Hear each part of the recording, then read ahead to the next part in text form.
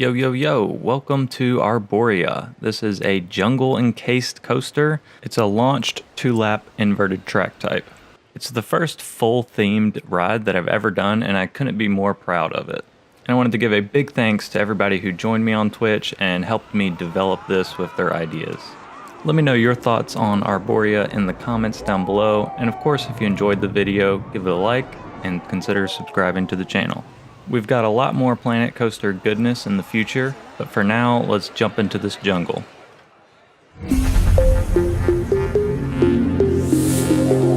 Alright, well before we actually get inside the jungle, I wanted to take a quick second to look at the outside. This is a fully encased jungle.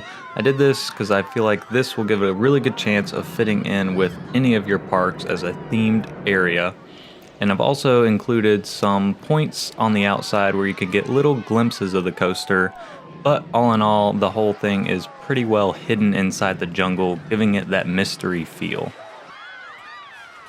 Alright, and as you first walk into the ride, you'll have this little dig scene going on where these guys are mining for these big gems, and we've also managed to include one shop, and you could swap that out for whatever shop you'd like. But after that, we've got our queue line, which features 2 platforms before heading over a rope bridge to the actual station platform, which is a treehouse. And I really love the idea of the station platform being in the treehouse. We've got some lights and some other decor up in the treehouse, and I really am pleased with the way it looks at night. We've also featured a little swamp area with snapping alligators.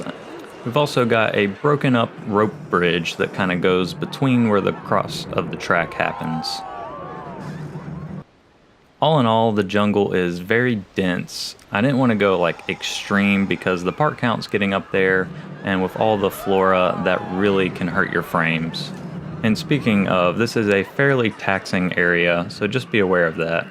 We've also got a little staff area and a little path going to the electric generators for the coaster. Another key element to this ride that I really love the way it came out are the supports. I've built them to look like trees, and I've gave the trees the flange bases to make them look like they're supports, but then the coaster company, kind of disguises them as trees. So we've got a mix of custom supports and trees, and we've also built a few custom trees. On the swamp area, though, we could not fit trees, so we do have just some overgrown looking regular supports.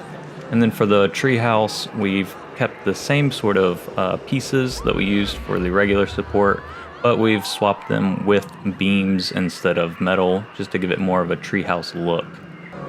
So here's one of those custom trees that I was talking about, and they're comprised of the root systems and bushes. We have one custom tree that is especially tall, and it's the one that the coaster actually goes under the root system. I really like this tree because it adds a feature to the coaster ride and also a feature that you can see from outside. Alright, and here you can take a look at our test results and ratings for Arboria.